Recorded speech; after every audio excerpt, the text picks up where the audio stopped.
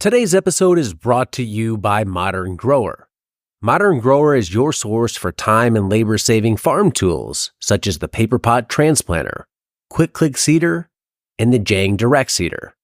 Turn laborsome tasks into free time with tools by Modern Grower. I think one thing that can really separate a okay grower from a excellent, very profitable grower is nailing down your successions. Right.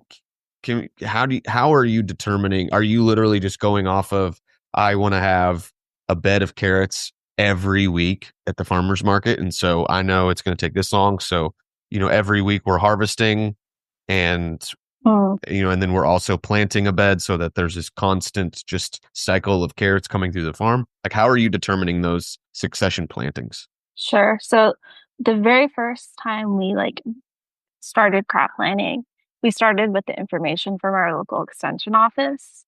So thankfully our extension office had a vegetable growing guide that kind of broke up the year by 2 weeks. And it would say you can plant these things this week, like bush beans this week. It would just list off every vegetable that they determined that you could grow starting that week. So that's kind of how we started coming up with the successions, because some crops like lettuce, for us, yeah, you can push it further into the summer. Many people do.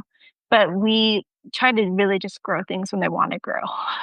That's when the flavor's the best. That's just like when I think the crops are going to really thrive. So we would try, the first 6 weeks, not, try and follow that guide. And then also, that doesn't really take into consideration like using row covers and things like that.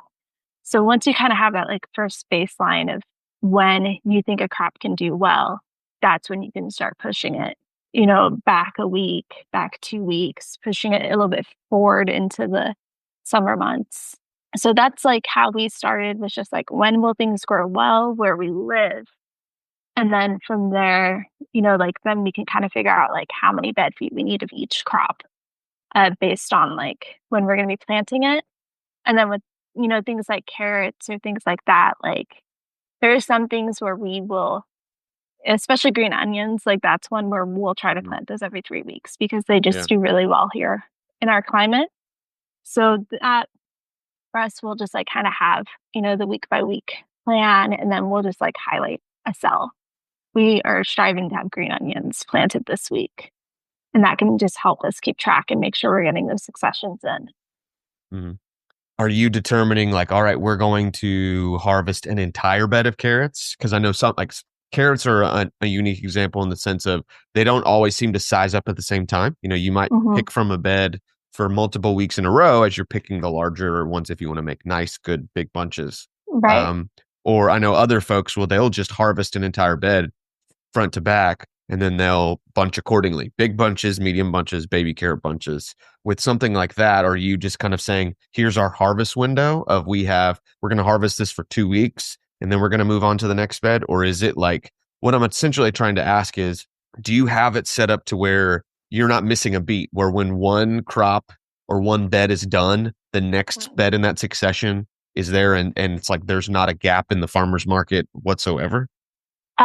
Generally, so like the way that we, with carrots, at least ours, or carrots, radishes, is this is the week it's getting harvested. The whole bed gets harvested and then planted to the next crop.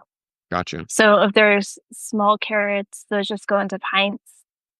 We just cut them off loose, bunch the nice ones, and sell every carrot out of that bed. And what's the benefit to doing that versus? And I know we're talking a lot about carrots, but this could be applicable to a lot of things, beets, especially the root veg, or maybe something like head lettuce or whatever. What is the benefit to doing that versus giving yourself like a bigger window to just harvest the like premium ones? Yeah, I think for us it's because with our crop plan, like there's already plants in the greenhouse ready to go into that bed.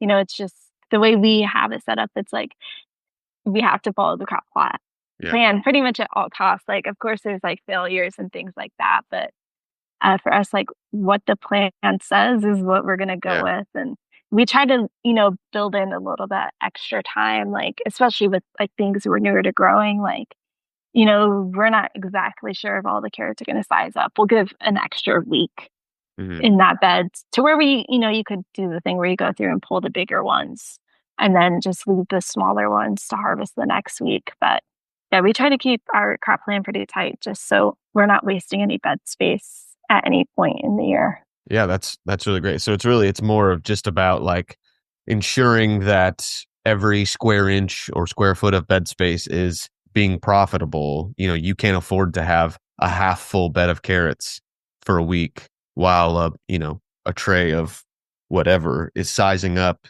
filling out a cell, maybe overfilling a cell. It's Right. like And then, there's something coming after that crop also. yeah. So, when you push things by a week, then it's affecting like that garden bed for the entire rest of the year potentially. So for us, it's just like, and it can be hard. And you can like clearly see that like, let's just have one more week. Like that would, they'd be perfect next week. But it's just one of those like tough decisions that you have to make sometimes to pull things out a little bit sooner than you would want to. Hey there! Tired of spending forever seeding nursery trays by hand? Meet the Quick Click Drop Seeder. It makes seeding trays super fast. Just a click and you're done. You can seed multiple trays in no time, making your nursery work way easier. Plus, it works with paper pot trays, microgreens, and any other tray that you have. Say goodbye to tedious seeding and hello to more time on the farm. Join hundreds of other farmers and try the Quick Click Seeder today. Available at shop.moderngrower.co or using the link below.